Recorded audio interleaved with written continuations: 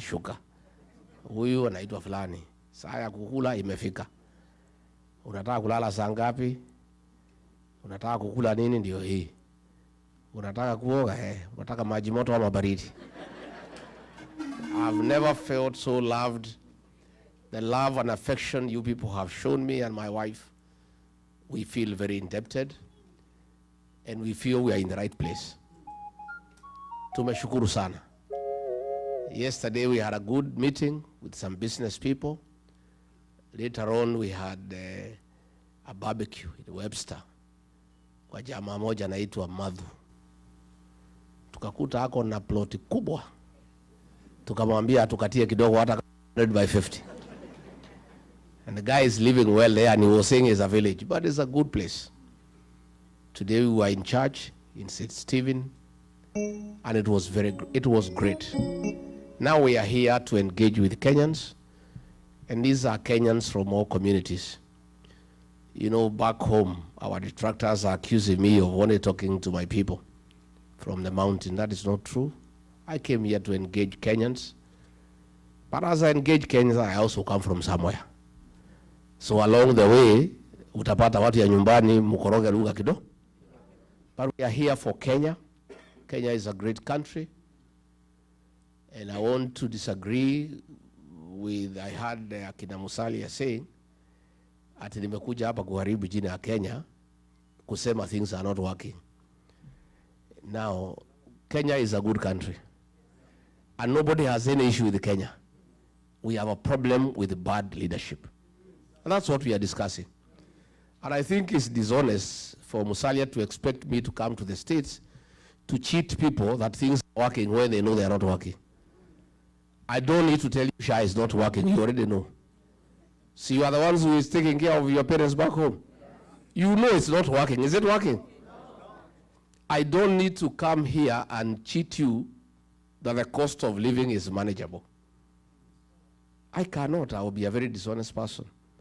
Because you already know that the shopping you used to do for your parents was 10,000 before Ruto became president. Today you need to spend 30,000 to do the same shopping. True or false? So I want to tell leaders back home, me am a truthful man in Kenya and abroad. And I don't think, I think it's unfair. It's unfair for people back home to expect me to change my character simply because I'm in the United States. I've been truthful in Kenya. I will remain truthful in the US. And when I go back, I will even be more truthful because you'll have told me a lot of things. Ni mzuri tuheshimiane na tuheshimu wa Kenya. I think it is lack of respect for the Kenyan people to tell any Kenyan today that things are working. Last week when we were here, fuel prices shot for diesel by 8 shillings and petrol 9 shillings. And it has a ripple effect. The matatu people will have to increase their fare. Those with the factories will have to increase the cost of consumer products. So we cannot come here and pretend so that we look nice, that we love our country, we are so patriotic, we come here and lie to the people. Oh, nyumbani mambo iko mzuri, kila kitu iko sawa sawa. Oh, economic growth 9%, hakuna shida, watoto wote wanafurahi, hata hakuna mtu nauliza hawa, wanacheka tu kwa barabara, hata polisi wakiwapata wanawapatia maua. You want us to come and tell those kind of lies? And with this technological revolution, you people know what is going on at home. Even more, some people work on our village, isn't it? You know what is going on. So I'm here to have an honest conversation with our Kenyan people, because Kenya is our country, it's our motherland, it's a country that we all love. And much as you are here to look for opportunities, you have a lot of interest back home. Your parents are there, your relatives are there. That's where you are born. And if things go the way you would want, that is where you would like to retire. Isn't it? So you are very serious stakeholders in the welfare of our country.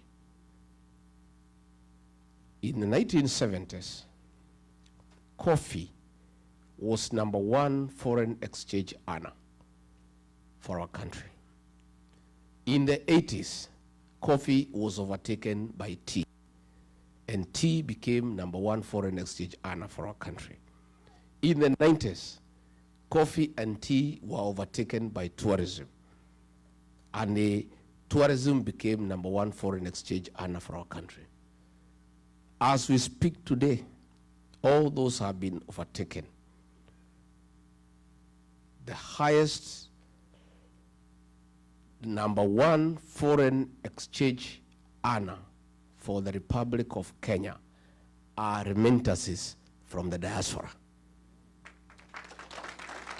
You people here in Boston, United States, in the UK, in Germany, in the Arab world, you are driving the Kenyan economy.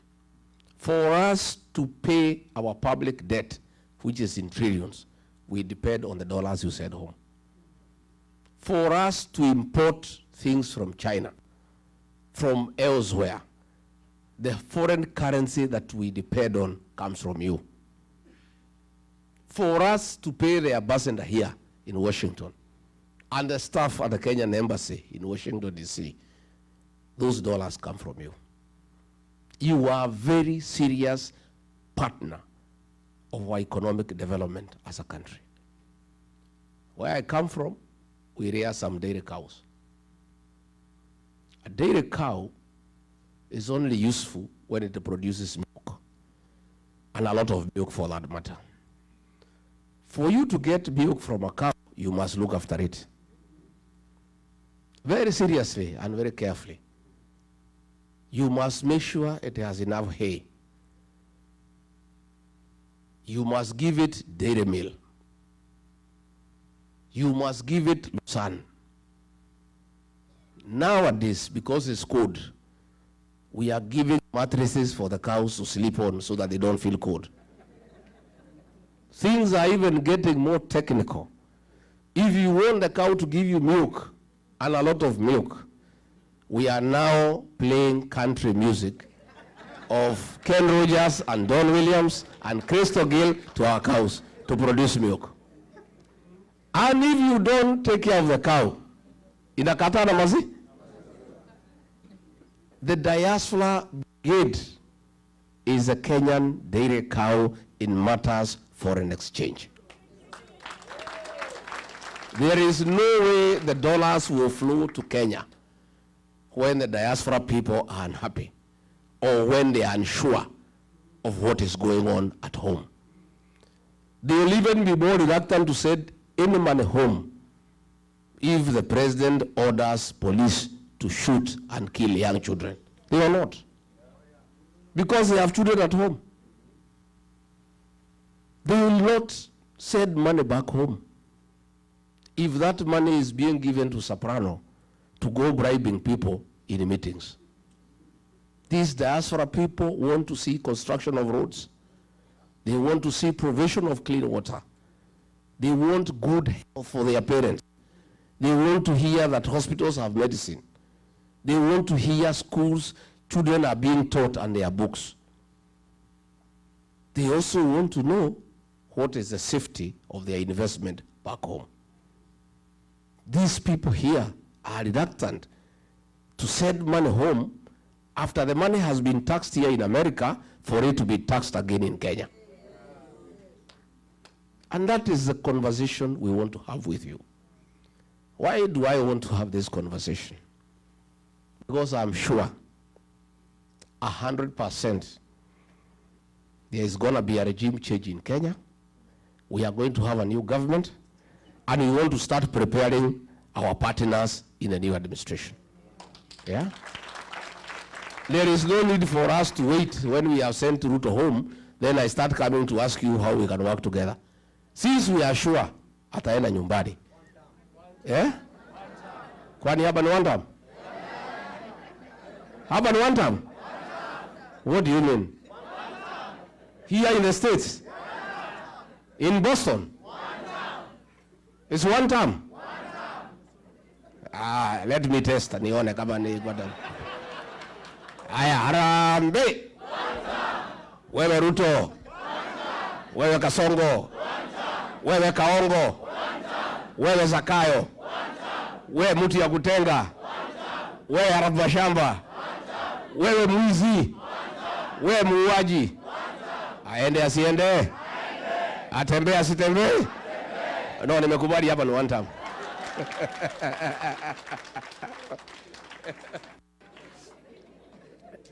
I want us to have a conversation.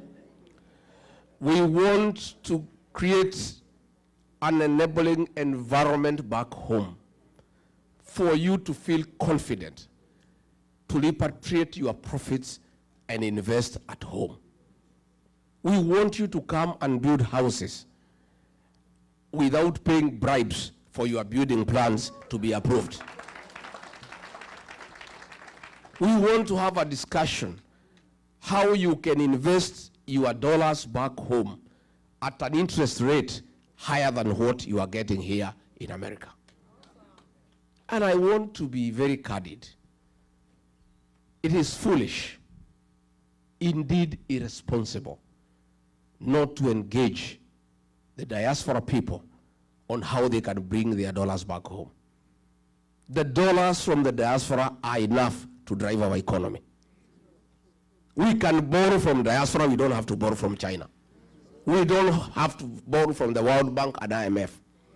These people in this room and elsewhere across the world have sufficient resources that can drive our economy. But they cannot entrust their money to a corrupt regime. They cannot entrust their money to people who are stealing left, right, and center. And definitely, they also cannot entrust their money to those who kill their children. Because these are also Christians. They are people who are religious.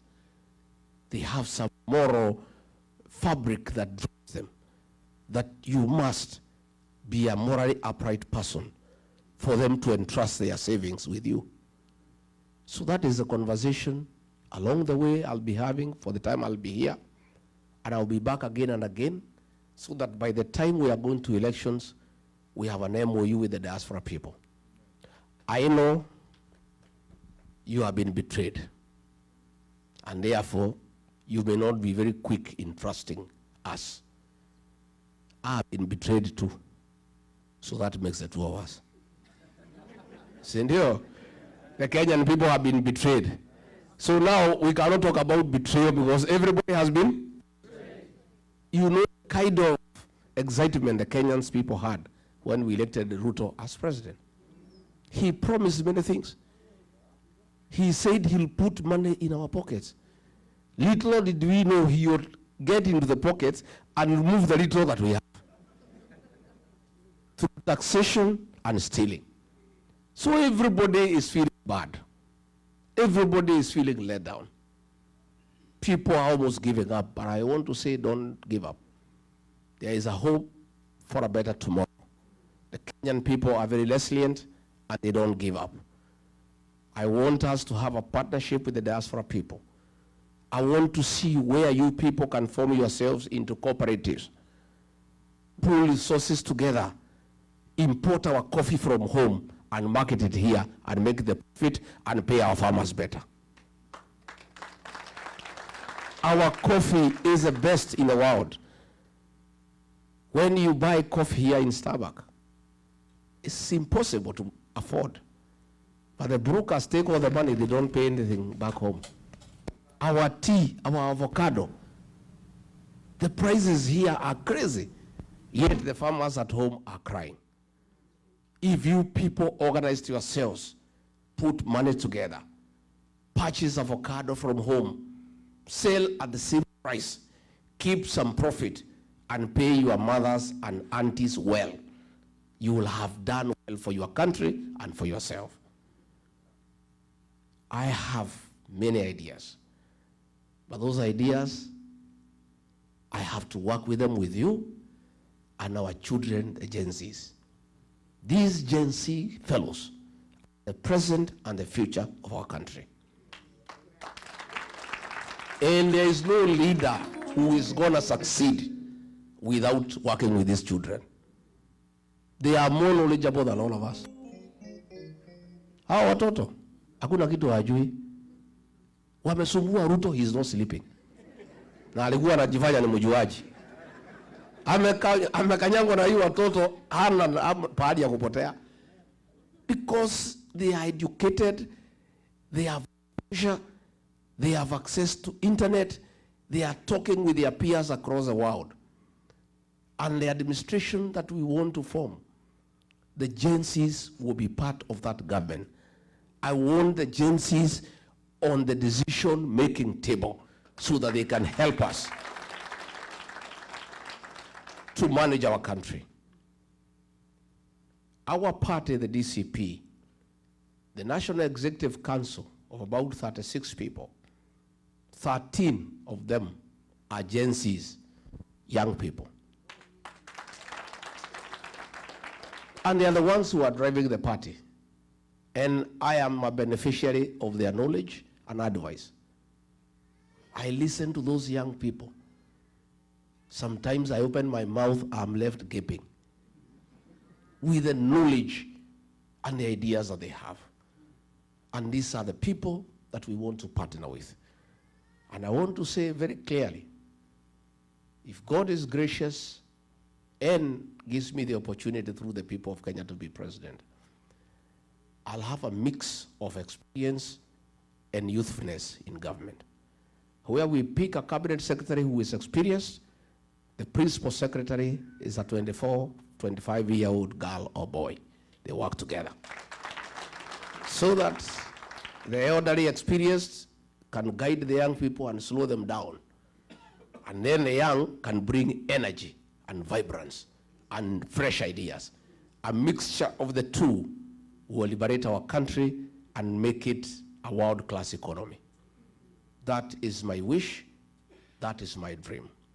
It is doable, and already those young people, by listening to them, we are getting to places. And that is why we cannot allow William Ruto to kill them, because we need them. We cannot allow him. So saa ingine mkiona mimi nakuwa mkali kwake, mnielewe. Sina ubaya, ni hiyo watoto. You know, as Deputy President, when he made a decision that those young children should be killed, I said no. And when he ordered for them to be shot, I called a press conference in Mombasa when I was in office, and I told him off. Do you remember? Yes. And that's where my problems with him started. And he said he cannot work with me because I am disobedient and have admonished him in public. And I said, I would rather lose my job than be part and parcel of a government that kills young children. And let me tell you, today we don't have the job, but I have peace of mind. I sleep well. Hata jana nilichelewa na mkutano kwenda huko Webster. But William Ruto and Soprano, because of the blood of the young people that they carry, they don't sleep. They are in anguish. They are crying every day. They are all over crying because they carry the blood of our children. And I told William Ruto, these children you are killing, you will never have peace. And your children will have no peace either. These are people's children. They are only crime, they're asking for justice. They're asking for transparency. They're asking for good governance. They're asking for accountability. What crime have these young boys and girls committed? As we speak back home, there is 2-3 barriers every day for the last 1 week. The June 25th protest and the Sabasaba, they have given a figure of 41. It's a lie. More than 100 children were killed. And about 400-500 are in hospital with gunshot wounds. And I saw it coming. That killing, I saw it coming. And that's why I disagreed with William Ruto. And I told him, you can push me out of government, it's okay. I cannot be part of a killer government because I'm a Christian. I'm also a human being. I'm also a parent. I have agencies in my house. What worrisome is that he is no longer pretending. It was being done through the police, through the National Intelligence Service, anajificha mbali. Him and his boys are no longer pretending. There are 3 instructions that have been given. The first one by Kipchumba Murkomen, his homeboy, kijana yake ya nyumbani. Shoot to kill. That is there. It has already been implemented. It is going on. The second one from Ruto himself, shoot in the leg. That is the second one. The third one from Nelson Koech, his tribesman. Don't shoot in the leg, shoot in the head. So those 3 instructions from William Ruto and his homeboys are in force. That is the danger we are in as a country, where a president elected by the people can give instructions in public that children be killed, where his minister can give instructions and he's not apologetic about it. That is the situation we are in. And let nobody tell you that the people who have a problem with that kind of behavior are the Kikuyus. No, it's Kenyans, all of them, including his own tribesmen, who go in Kericho, Bomet, the Kipsigis are crying. Who go in Baringo, the Tugans are crying. Everybody is up in arms. And it's a Kenyan problem all of us must fix. So before I can ask you to bring your investment home, please let us work together and first fix the governance. And there are no 2 ways about it. Wantam. Wantam. And I want to, when I'm here, to tell William Ruto and his boys, I've seen they are all over the country castigating me because of one term. One term has nothing to do with Rigathi. It's a decision and the mood of the Kenyan nation. Yes. All Rigathi did was to look for an appropriate slogan to describe the way the people of Kenya are feeling. Rigathi is just creative, isn't it? Yeah. Rigathi, being a student of literature, he studied the mood of the country, what people have decided, and summarized it in one word, one term. But it's not me. I am here. In the US, one term is still going on. So they are abusing me. He has unleashed Musalia, abusing me. Wetangula, Ichongwa, Cheriot, Mwenyewe, kila mtu wananitukana. Even yesterday, they were abusing mama boys. They have sunk so low. Now they're even fighting women, fighting children. When you fight a government, fights children and women. See, you are bure serikali. And Ruto was saying that Kenya is not a failed state. But if you have a government fighting children and women, so that is a failed state. So I want them to know this one term has nothing to do with Rigathi. It's a decision made by the people of Kenya. And I'm happy. I have found that the Kenyans in the US are of the same opinion. Yes. Because you guys talk to people at home every day. And you guys are even feeling the effects of governance much more than people at home. Because you people support families. You have a lot of transactions at home. So even as you work here in the States, you are feeling the impact of bad governance when you are here. So, my brothers and sisters, my cousins, let's fix this together. Mimi nataka munisaidie. You may not know, but you have a lot of influence back home. Hiyo kitu munatuma na M-Pesa, hiyo titi. Iko na ushawishi kubwa sana. The families you take care of, the people that you support, listen to you. Talk to them. Tell them it's one term. Hata wakichukua pesa ya huyo jamaa ni one term. Najua siku moja alikuwa anakuja huko mlimani na pesa mingi sana. He had 1 billion nikaibiwa siri na mtu wa Central Bank. Ilikuwa anatolewa na magunia. Kaambiwa pesa imetolewa ya kwenda mlimani 1 Kenya shillings. Sasa nikauliza hii pesa si nipange vile watu yangu watafaidika. So nikawachanua. Kaambia nyinyi watu ya mlima msioneshe hii jamaa hasira. Lakini kwenda mkutano yake lazima alipe. Attending a meeting, it is 2,000 and you must be given before you go for the meeting. If you are in the meeting na anataka upige makofi, uongezwe 1,000. Na kama anataka ucheke umuoneshe meno, aongeze 1,000. So kila mtu 1,000 ngapi? Watu walikula pesa huko, lakini kaambia hii pesa mjue iko na damu ya Gen Z. Please don't take it home. Usichanganye na ile yako ama kupeleka mtoto shule ataanguka mtihani. Hii pesa mkule hapo kwa ploti hapo. Na kama uko na deni ya Shylock watu walikula nyama, wakafanya shopping nini, akanyolewa 1 billion. Akifika Nairobi akasikia mambo ni Wantam. He has never come back there.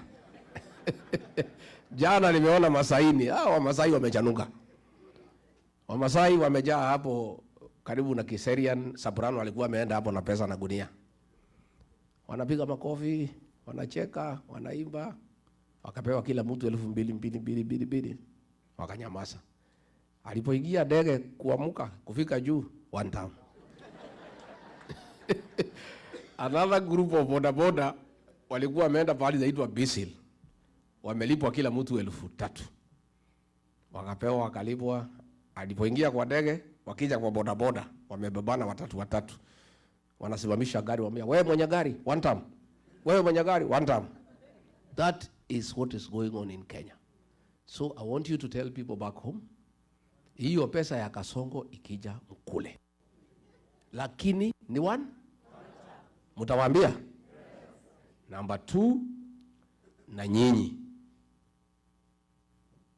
mpige kura. Those who are able to come home, you vote there. Those who can vote here, you vote here. Again, your congressmen and your senators, you tell them about what is happening in Kenya. Ndio watusaidie kwa Congress and Senate. And because they know your votes here, they can listen to you. You must tell them about the human right violation in Kenya and what is happening back home, so that the American government can understand whom they are dealing with. So mine is to tell you that you are serious partners of our new administration. And I want to assure you, we cannot get it wrong. Ruto is trying to divide the opposition. Ndio apitie katikati. Na yeye ni mkali na ni mjanja. Na ako na pesa, na watu wengi wanapenda pesa. Many people, very few people can be able to withstand corruption through money. So within our team anajaribu, lakini tumekaa imara. Tumekubaliana, mimi niko hapo. Kalonzo ako hapo. Matiang'i ako hapo. Eugene Wamalwa ako hapa. My sister mother ako hapo. Natembea ako hapo. Hata huyo Mtata ako. Na yule mtu yote anataka kuwa rais. Tumesema kila mtu aende atafute kura zake. Kila mtu asanye zake. Pale mwisho, next year, hapo after Christmas, tuketi.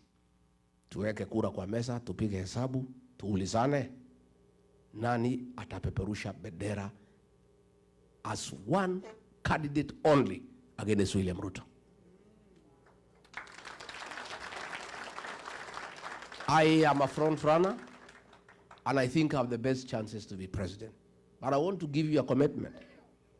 If the formula does not favor me to send Ruto home, I'll sacrifice my ambition and support whoever the formula favors. Because if he is treating Kenyans this way, when he still needs their votes, you can imagine what will happen if he gets a second term. Kama anasema ati watu wapigwe risasi mguu na gari anatafuta kura, na kama hahitaji kura, Si atakupiga yeye mwenyewe. I don't think he even said anybody to shoot people. He'll do it himself. So it must be one term. And we must sacrifice. So I want to give you that assurance. I have seen some report by KTN, sponsored by the National Intelligence Service. So wamekubaliana na huyu, so that they started dividing us and causing conflict. We have not settled on anybody, and it's not it. There is only one thing that has been agreed on, one term. Si ndio? Hiyo tumekubaliana. As to who will replace him, bado. But Wakenya wamesema hata wengi hawataki kujua. Some women at home waliambia si hataki kujua ni nani. Bora huyu atoke. So what has been agreed on, and now the newspapers can write, KTN, you can do a video, nani ni Wantam. Hiyo muendelee. That I want to confirm. That has been agreed on. As to who is a flag bearer, at the right time, we'll discuss. And government is huge. There is space for everybody. And we'll agree who takes what position, provided we come up with a formula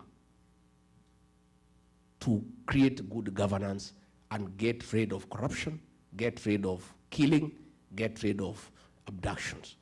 That we must do. Tumekubaliana watu wetu? Finally, because nimeona akiwa pale kanisani ameongea, wacha nimjibu. Nimjibu si mjibu?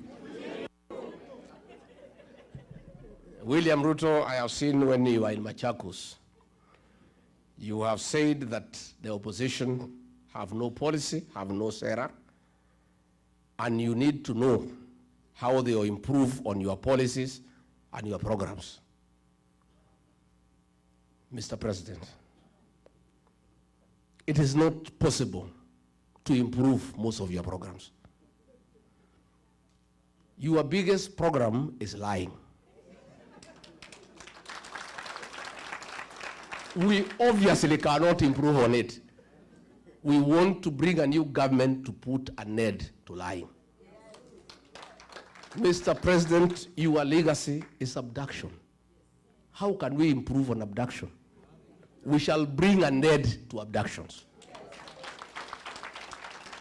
Mr. President, your other big legacy is killing young children. How can you challenge us to improve on killing young children? We shall stop it and never allow it. William Ruto, you have done so well in corruption.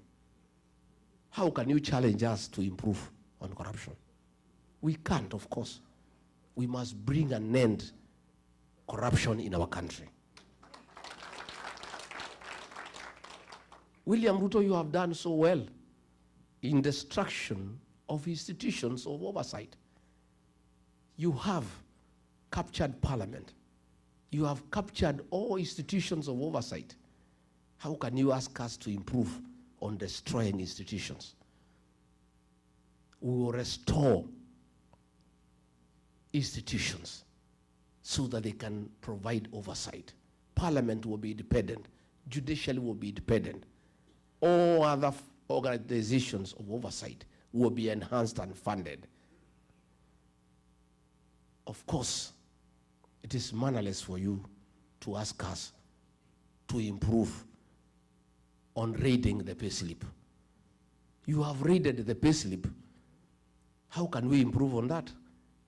We must free the payslip and restore the dignity of the payslip and the payslip holder so that the middle class can create employment. I have seen you say that we need to improve on your policies. All roads, Mau Mau roads, all tarmac roads started by Uhuru Kenyatta have stalled. How do we improve on installing them further? We must revive all those projects. And finally, I have seen you say that you did not overpromise. I want to correct you. You didn't overpromise, you overlied. Tumemjibu watu ya mjibu. And finally, Ndio, because mimi nataka muniulize maswali, si ndio? Si ndio? I just wanted to tell you that we are okay. By the way, we are okay. We are suffering, yes. The English say the darkest hour is just before dawn. It's very dark now. It's pitch dark. We are almost there. Light is almost coming. All these killings will come to an end. All these abductions will come to an end. All this corruption will come to an end. Na huyo jamaa tumemsukuma kwa kona, isipokuwa hawezi kubali, analia kama panya imeshikwa na mtego. Leo Nakuru, our team was there, Nakuru County, for DCP. And they don't attack other parties, because most of the parties are sponsored by William Ruto. DCP is the only party that he knows. One, he cannot compromise, he cannot bias, and he cannot intimidate us. So walikuwa naenda subuki ya kanisa, wakitaka kwenda mikutano, wakafurushwa na polisi. I have talked to the police in Nakuru, and they are crying. They are saying the husband of Governor Susan Kehika, called Samburu, is the one who is giving instructions to police. I asked police, as who? No, he has said the wife is in charge of the county government, and he is in charge of the national government in Nakuru. How so? He says, tells the police, I am the business partner of William Ruto. All the meters that are sold to Kenya Power, I am the one who imports them on behalf of William Ruto and shares profit with him.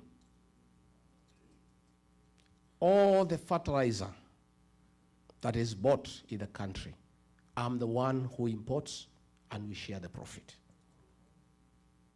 All the rice that is imported duty-free and sugar, I import on behalf of William Ruto. I'm the one who funds his politics and his life. So my word here in Nakuru is final. And if you don't do it, you will be on transfer tomorrow. So the police went there. They are so shaken, yet they know it is illegal to stop the meeting.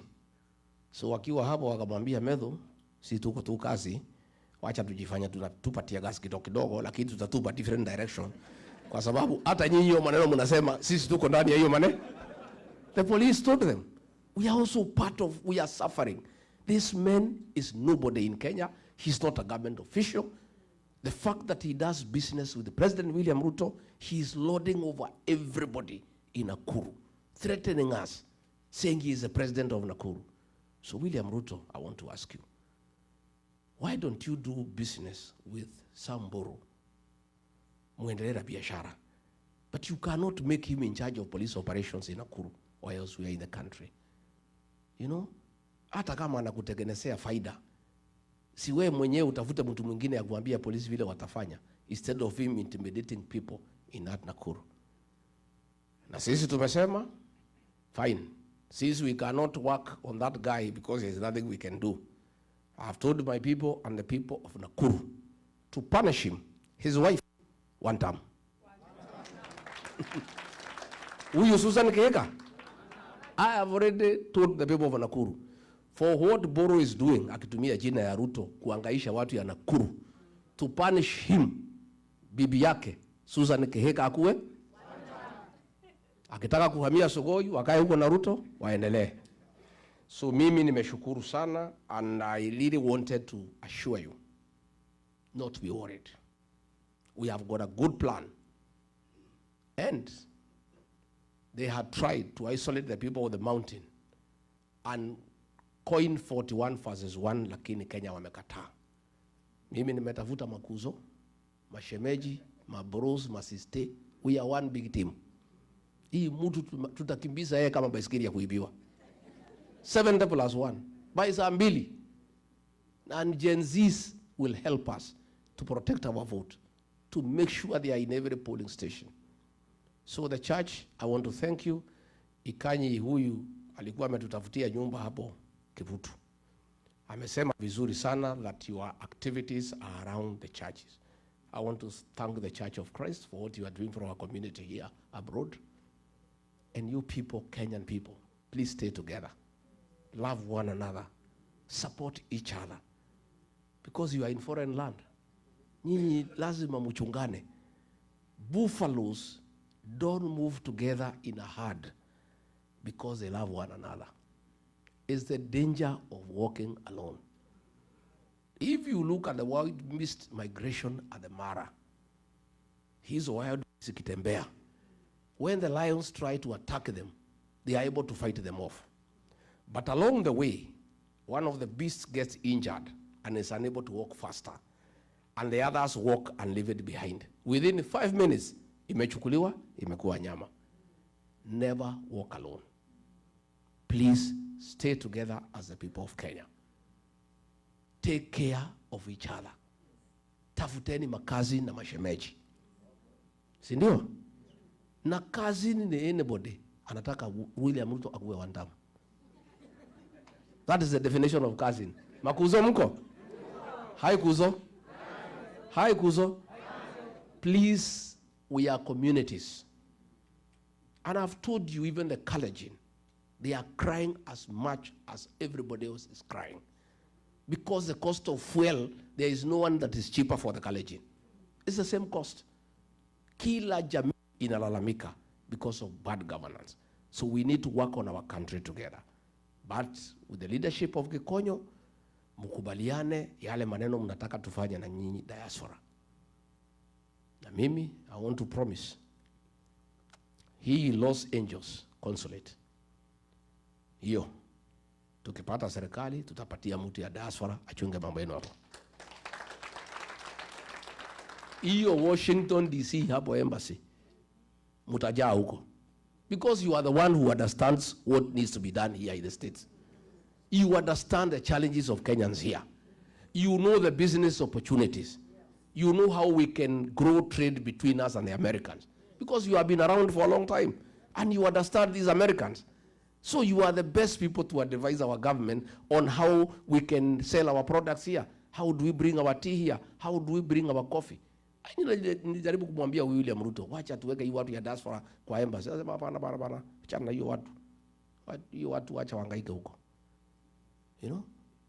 Ameenda ametafuta mtu ya kwao, ameleta hapa Washington. Tangu akuje amekutana tu na jamii yake, he has not met Kenyans. He has not bothered to find out what is happening among the Kenyan people here. So I want to make a promise that we'll agree that our missions abroad, the diaspora brigade, you have learned people, experienced people to run those embassies and run them efficiently for the benefit of Kenyans, for the benefit of our country, and for improvement of trade and good relations with the people of America. Si ndio? Sasa mutakuja kutembea wa Monyoro? Mutakuja lini? Mutakuja Disemba? Mutakuja? Kujeni wa Monyoro nichijie nyinyi. Najua sasa hapa jana nimeambiwa na huyu driver alinibeba ile buzi tulikula pale, ati akaniambia hapa buzi moja ni $400. Karibu nisimamisha gari nitoke niende niingilie hiyo biashara. $400. Wow. So mimi Mungu akinisaidia tupata hii serikali tuendeshe kidogo, alafu tustaafu. Munitafutie shamba hapa. Niweke mbuzi nikuwe nikiuza $400. Because I think, and you know, I've met many people here, and you people look happy. Yeah? You look happy. You know, why do we work hard?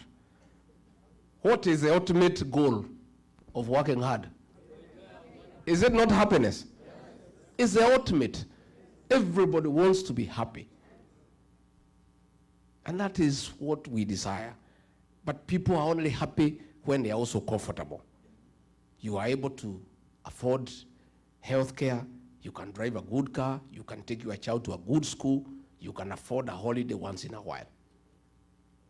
Najua nikiangalia hawa mama hapa, I remember at home, my dream, huko nyumbani. Today tulikuwa kanisa ACK, I was telling the Reverend, we want our women, wale wa Mothers Union, wale wa CWA, wale wa Women's Guild, ile kitambaa wafanya ile siku tu iko sherehe ya kanisa. These are the days. Kwa sababu wako na pesa, waende wawewe kwa ile kinyungu izungushwe, nywele ikae sawa sawa. Because you know our women are our flowers. When our women dress well, they look nice, they look beautiful, we are also happy. Sindio? And that will only happen when we empower our women. Akuwe akitaka kununua nguo, sio lazima aende kuona bwana yake. Sindio? She can be able to do something for herself, to look good, to look nice, without talking to anybody. We want a situation where Sisi was there, zamani, when my father was here, he had money for coffee. He would get 1,000 shillings and give his wife, because he loves her, without telling her what to do with the money. Today, ukipatiwa hata 500, inapangiwa mpaka change. Because 500 hiyo ndio iko kwa hiyo bo. Na ile shida mingi iko kwa boma mingi huko nyumbani ni hiyo 500. Wakigombania juu. So the minute we fix our economy, we fix our businesses, our women have money, our men have money, our young people have money, everybody has some little money, even there will be a lot of love and affection within families. And you know also many challenges kwa manyumba pia ni mambo ya pesa. Najua mtaki kusema lakini ni ukweli. Hata mimi zamani tulikuwa tunahangaika na huyu doka, tulikuwa tunalimana juu ya pesa. Lakini sasa hatuwezi subuana. Sasa yeye hana mahitaji mingi, yeye ni reverend. 2,000-3,000 inatosha nywele. Sasa hatuwezi subuana sana. Lakini zamani tulikuwa tunangangana tukiwa young. We were quarreling over scarce resources. Unaona hiyo boma iko tension. Because ile pesa imekuja ni kidogo na kila mtu anaipangi. So we must work hard. And you people here in America, I want to congratulate you for working hard. And please continue. And I've been told you are respected here as people who work hard. Hata kupata kibarua ukiwa Mkenya inakuwa ni rahisi. Si ndio? Please continue with the spirit of hard work. Hard work pays. And that is why our country is respected. So if we can fix our governance back at home, tufukuze hii wauaji na hii wezi. We fix the economy, everybody is happy. When you retire mkija nyumbani, mnakuja tu mnakaa huko kusoma magazeti, kuenda masaji, kuenda sauna, mnakula mali yenu pole pole. Hata mumeumia hapa kwa kazi mingi sana, si ndio? Si kazi hapa ni mingi. So I would like us to make a country where when you retire, hata wewe utafurahia retirement yako. You know, that is the kind of country that we want to create. And in that we'll work together. Mimi nimeshukuru sana. Kama nimebo nyinyi poleni. Na mimi sasa niko hapa wiki kadhaa, alafu nirudi kule. Watu tayari wananiuliza, sababu hii jamaa lazima. Hiyo mtu si rahisi. Lazima iko kibarua, si ndio? Iko kibarua. Anajua mimi ndio namuelewa kuliko anybody else. Mimi namuelewa sana. Lakini uongo. That man lies without blinking. Amekuangalia tu na mnaia na kudanganya. Tangu nizaliwe, I've never come across such a liar in my entire life. Na ilifika pahali mimi nikaona siwezani naye. Siwezi, kwa sababu mimi ni Mkristo, ni mtu ya ukweli. Tulikuwa tunaenda kufungua barabara na anajua there is no budget, there is no money. Matiga inabebwa, matrakta nini, anaenda anachukua bendera, anaanzisha. Tunaingia ndege, tunaenda, matiga inatufuata. Sasa nikaenda nikamwambia rais, hii uongo si itatumaliza. Sema bana, hii raia ni watu ya kupangwa namna hii namna hii. There is still time, wewe acha tupanga hii watu. Namwambia but we promise. Anasema hiyo ilikuwa ni campaign bana. Wewe unafikiria ile maneno yote tulisema tutafanya? Haiwezekani. Hiyo ilikuwa ni mambo ya kutafuta kura. Namwambia lakini rais, why do we go to start a project when we know for sure it will not go on? Now, we must keep on going to the people. People live on hope, my brother. Wewe Rigiji, wacha mambo mingi. Wewe wacha maneno mingi wewe. Wacha nikuoneshe. Mimi nimekuwa kwa hiyo karabati miaka 35. Hii watu nitawapanga na watapangika. Hao watu walikuwa napanga. Wamepinduka. He cannot tell them anything. Anything that comes from his mouth, even before he finishes, watu wanasema ni wo? And for killing our young children, he will never recover. Hata akilete manifesto gani, hata akija na binu gani, people of Kenya will never listen. It is done and dusted.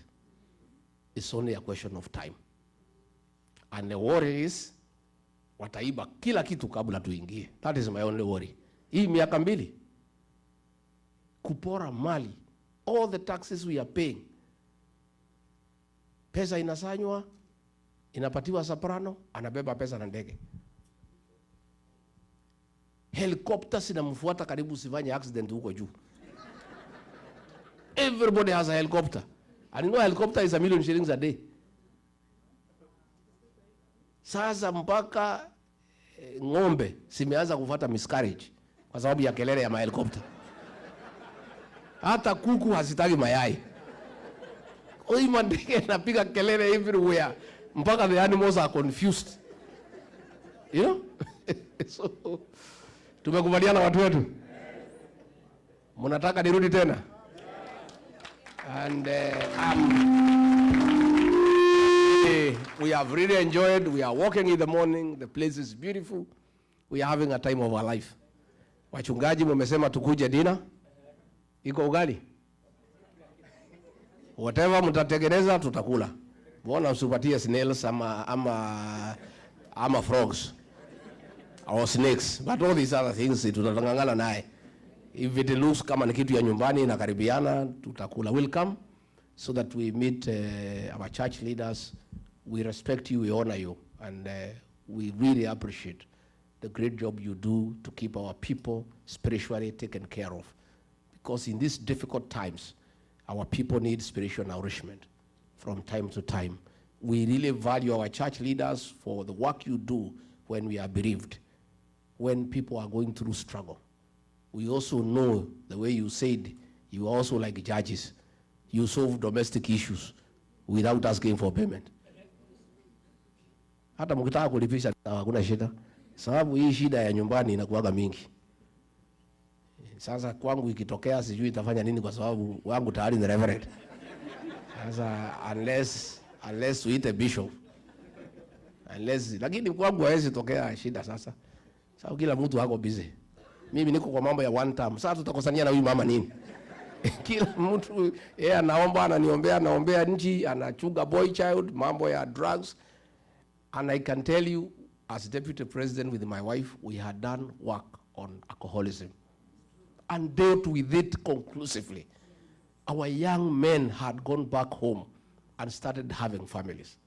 The minute we left office, the illicit brews are back, our boys are back in the trenches. It's so sad because it's something that we had done successfully and we had saved an entire generation. But I'm not worried because there is a God of a second chance. We'll even do it much more.